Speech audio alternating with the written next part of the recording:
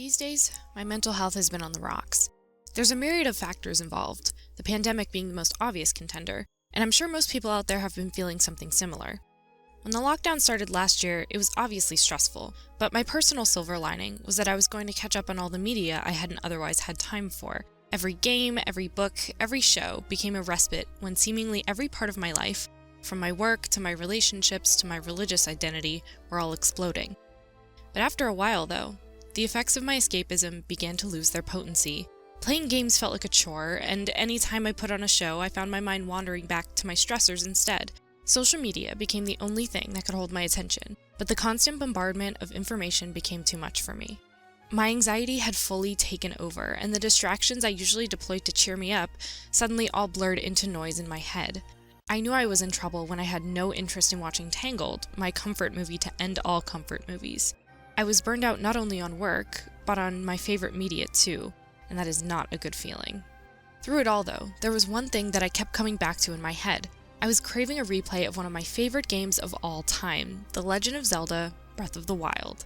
I played it for the first time when I was in college, and decided the perfect time to pick it up was during finals week in the spring of my junior year. I was playing that game for 14 hours a day when I was supposed to be studying. My first playthrough was pretty much a straight shot that ended up being over 100 hours long, and I dropped it on my favorite games of all time list and called it a day.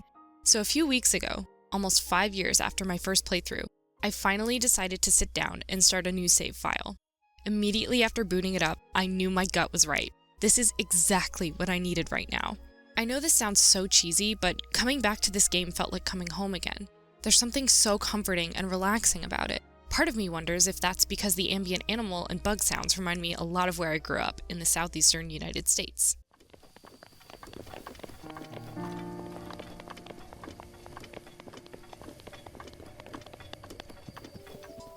All of the towns in the game have their own distinct feeling, and each of them feels so cozy, like a real place I'd want to hunker down in for the night. I've heard people say Breath of the Wild's version of Hyrule feels too empty, but I just don't see it. Every NPC, every enemy, every place you go just feels so chock full of personality. Half the fun is just being there. I find that this version of Hyrule is exactly my taste, not just because it's a fantasy world with magic and monsters, but because so much of what you encounter is just seeing how the people of Hyrule have dealt with the aftermath of the battle that they lost. There's a complexity there that I think is really somber and beautiful. A world in ruins is one of my favorite fantasy tropes, and this game scratches that itch for me. Everything is so empty and peaceful, and at the same time hints at the history of what happened before. With where we are in the pandemic, we're still trying to fight an active threat, but also trying to grieve and move past all of the tragedy that's already passed. I think one of the reasons Breath of the Wild's world feels so comforting to me right now is because it's a safe, fictional space to process those exact same feelings. Calamity Ganon looming over a devastated yet rebirthed Hyrule feels more apt and relevant than ever. When it comes to the gameplay itself, I always knew this game was a masterpiece, hence it being one of my favorites of all time, but playing it now that I've had some development experience makes me see it in a whole new light. I feel I can appreciate the brilliance of the design much more now.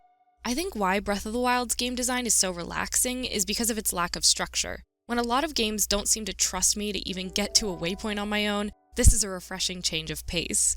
There are a few mandatory objectives you have to complete to progress in Breath of the Wild, but other than that you can go anywhere and do anything you want, anytime you want. It's almost a sandbox game in the sense that you're just kind of thrown out into the world with no guardrails, and you can use your inventory, runes, and the champion's blessings to solve any problem in any manner you want. That's extremely freeing and really makes you feel smart when you figure something out in an unconventional way. I was recently talking about Breath of the Wild with a friend, and he likened the experience to a stream of consciousness. I have to agree here. Never when I'm playing this game am I bumping up against the edges of the game design in a way that reveals it to me. Instead, I get to just wander around as I please and stuff just pops out at me, begging to be engaged with. It's the perfect distraction for me to fall into because it can provide me with any level of stimulation I'm craving at that moment. If I want to go really hard, I can find a Lionel or even a Divine Beast, but if I just want to wander around and take pretty pictures, I can. It also helps that any given task has a certain level of commitment to it when it comes to how much time it takes to play.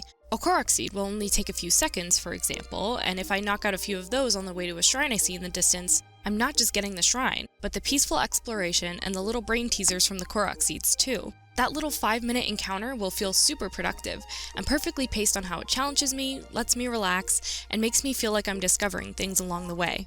I have a theory for why doing literally anything in this game feels so fun. You know how when you were a kid, you'd be motivated to do something on your own, but the second your parent or teacher told you to do it, you suddenly didn't want to do it anymore? That's how I feel about Breath of the Wild's game design. When another game might nudge me and try and point me in the direction it wants me to go, Breath of the Wild just leaves me alone. It rules. If you're an introvert like me, you know the relief of going into a quiet, empty bathroom at a party. There's this immediate release of pressure when you realize no one else is there, and you are momentarily free to be your true self. For me, escaping into Breath of the Wild's Hyrule emulates that feeling perfectly. All of the noise kind of drops away, and I'm left to breathe for a bit.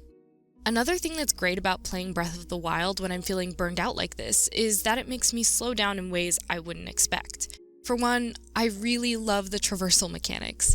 Getting where I want to go, especially if it's somewhere I'm going for the first time, takes patience. Climbing can become almost hypnotic in its rhythm, and it allows me to relax a lot while still having something to focus on. My favorite thing to do in this game is just find the highest point in whatever region I'm exploring and climb to it. I love reaching the top and seeing what cool stuff I can see from up there. The journey is always a fun challenge to find the most optimal way to get there, plus I find a lot of fun surprises along the way. The best moments, though, are when you see something in the distance and think, hey, that looks cool, I wonder if there's something over there. Then you spend the next 15 minutes trying to get there, and you're rewarded with some arrows or a cool weapon or something. It's like the developers are giving me a little wink like, we see you, bud. And it makes me feel good every time. It's funny, after having worked in game development, I can't seem to turn my brain off when I'm playing a game. I'm constantly thinking about how the backend is running to make everything I'm seeing on the screen work, or what it might have been like to be a QA tester for whatever I'm playing.